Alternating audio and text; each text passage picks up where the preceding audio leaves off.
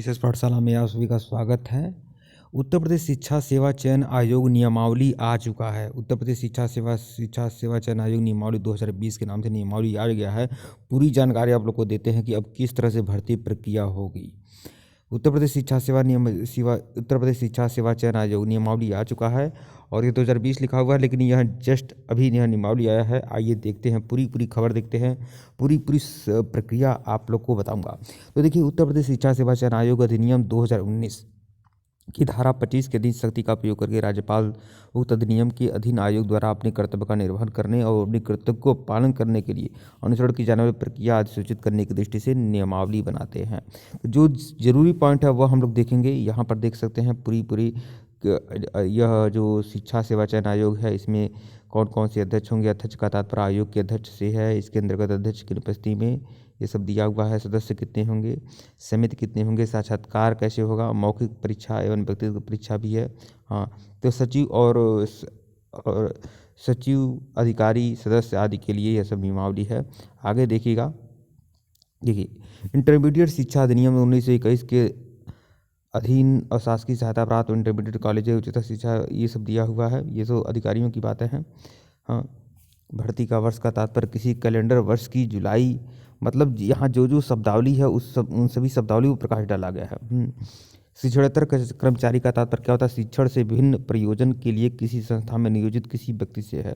लिखित परीक्षा का तात्पर्य अध्यापक एवं शिक्षणेतर वर्ग के कर्मचारियों के चयन हेतु ली जाने वाली ऑनलाइन या ऑफलाइन परीक्षा से है। तो एक शब्दावली को परिभाषित किया गया वाले, ठीक है। तो इसमें बहुत कुछ है, अभी मैं दिखाता हूँ पूरी बात है। आयोग का गठन और कर्मचारी वर्ग के बारे में दिया हुआ है। मुख्य सचिव हैं, सदस्य हैं, कर्मचारी हैं, तो कैसे इनका गठन होगा, हाँ, ये सब दिया हुआ है। लेकिन आप लोग को मतलब तो है भर्ती प्रक्रिया से मतलब है ना, कि भर्ती प्रक्रिया कैसे पूरी होगी, मतलब अब किस तरह से भर्ती प्रक्रिया होगी। तो भर्ती प्रक्रिया से मतलब है, तो पूरी आप लोग देखिए, बहुत सारी बातें हैं इसमें।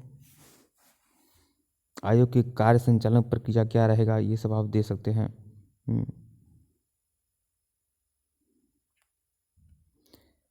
ये सब बातें हैं इसमें, देख लीजिएगा। आयोग का साक्षात्कार कैसे होगा, आयोग के जो सदस्य होंगे उनका साक्षात्कार कैसे होगा, तो यह सब बातें हैं।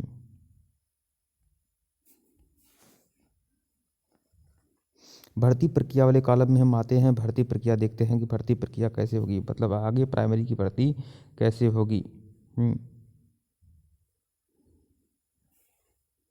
यहाँ पर देखिए भर्ती प्रक्रिया, देखिए अब यह देखिए चयन भर्ती प्रक्रिया क्या होगी। आयोग चयन के लिए निम्नलिखित कार्रवाई करेगा। देखिए यहाँ पर चयन हेतु प्रक्रिया और आयोग चयन के लिए, यहाँ भर्ती प्रक्रिया हेडिंग है। यहाँ पर देखिए आयोग चयन के लिए निम्नलिखित कार्रवाई करेगा। उत्तर प्रदेश बेसिक शिक्षा परिषद द्वारा संचालित परिषदीय जूनियर बेसिक विद्यालयों में लिखित परीक्षा के आधार पर सहायक अध्यापक के पद पर चयन होगा। मतलब जूनियर स्कूलों में लिखित परीक्षा के आधार पर सहायक अध्यापकों का चयन होगा। कोई कहीं भी एकेडमिक अब नहीं जोड़ा जाएगा, नहीं यूपीटेड जोड़ा जाएगा, सिर्फ और सिर्फ लिखित परीक्षा के आधार पर सहायक अध्यापक के पद पर चयन होगा। फिर यहाँ देखिए, और शासकीय सहायता प्राप्त जूनियर हाई स्कूल जो एडेड हैं उनमें भी लिखित परीक्षा के आधार पर सहायक अध्यापक के पद पर चयन होगा। और उत्तर प्रदेश बेसिक शिक्षा परिषद द्वारा संचालित परिषदीय जूनियर बेसिक शिक्षा विद्यालयों में भी लिखित परीक्षा के आधार पर चयन होगा। सभी जूनियर स्कूलों में लिखित परीक्षा के आधार पर चयन होगा। फिर देखिए, और शासकीय सहायता प्राप्त जूनियर हाई स्कूल में लिखित परीक्षा के आधार पर प्रधान अध्यापक के पद पर भी चयन होगा। फिर देखिए, और शासकीय सहायता प्राप्त हाई स्कूल, इंटरमीडिएट कॉलेज तथा संबद्ध प्राइमरी स्कूल में भी लिखित परीक्षा के आधार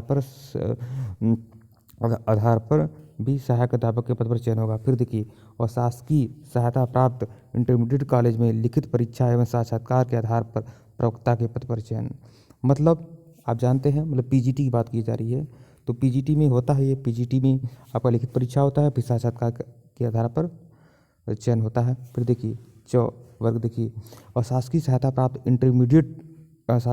प्राप्त हाई स्कूल व इंटरमीडिएट कॉलेज में शैक्षिक अर्हता पर आधारित, और शासकीय सहायता प्राप्त हाई स्कूल एवं इंटरमीडिएट कॉलेज, मतलब एडेड कॉलेजों में, हाई स्कूल इंटरमीडिएट कॉलेजों में शैक्षिक अर्हता पर आधारित गुणांक, अनुभव एवं साक्षात्कार के आधार पर प्रधानाचार्य के पद पर जो चयन होगा वह लिखित परीक्षा के आधार पर होगा, अनुभव के आधार पर भी होगा, गुणांक के आधार पर भी होगा।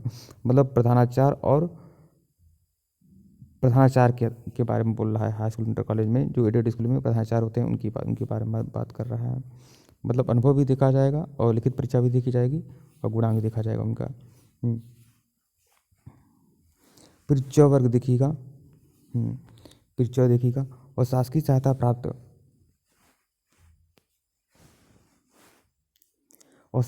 प्राप्त हाई स्कूल में इंटरमीडिएट कॉलेज में शैक्षिक कर्ता पर आधारित गुणांक अनुभव और साक्षात्कार प्रधानाध्यापक के पद पर चयन, ये तो है। फिर 6 देखिएगा अशासकीय सहायता प्राप्त महाविद्यालयों में महाविद्यालय की बात हो रही है। महाविद्यालयों में लिखित परीक्षा और साक्षात्कार के आधार पर, मतलब कि क्या है, यह असिस्टेंट प्रोफेसर की बात की जा रही है। हाँ, के साथ सहायक आचार्य की पद पर चयन होगा, मतलब ये तो होता ही है। और शासकीय सहायता प्राप्त महाविद्यालयों में प्रचार के पद पर लिखित परीक्षा, शैक्षिक प्रदर्शन सूचक के अंक और साक्षात्कार के आधार पर चयन होगा। और शासकीय सहायता प्राप्त द्वारा हाई स्कूल इंटरमीडिएट कॉलेज में और अशासकीय सहायता प्राप्त महाविद्यालय में लिखित परीक्षा के आधार पर पिछड़ोत्तर वर्ग में कर्मचारी के पद पर चयन होगा। तो कर्मचारियों का चयन भी लिखित परीक्षा के आधार पर होगा। तो ये सब दिया हुआ है, आप लोग दे सकते हैं। तो सभी जगह यहाँ पर प्राइमरी स्कूल में, यहाँ प्राइमरी विद्यालय में एक चीज़ आप लोग को देखिए, यहाँ पर जूनियर उत्तर प्रदेश बेसिक शिक्षा जूनियर बेसिक विद्यालयों में लिखित परीक्षा के आधार पर चयन होगा। और अशासकीय यहाँ पर भी यही लिखा हुआ है प्राइमरी स्कूल में।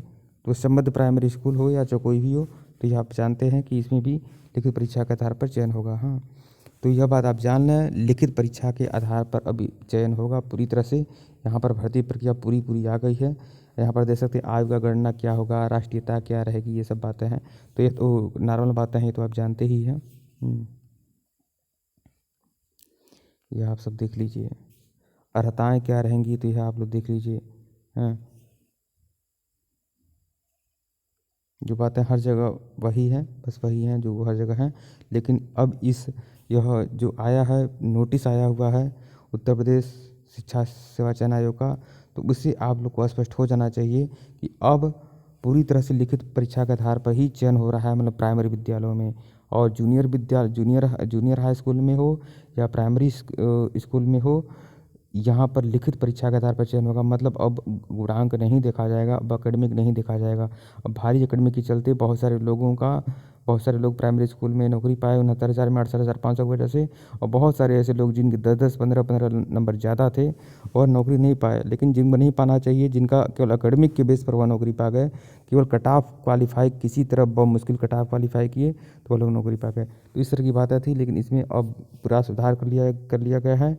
अब जो भी वैकेंसी आएगी, जो भर्ती प्रक्रिया होगी, वह चयन का जो आधार होगा वह सिर्फ और सिर्फ लिखित परीक्षा होगा। ठीक है मित्रों, वीडियो को लाइक और चैनल को सब्सक्राइब करिएगा। धन्यवाद आप लोग को।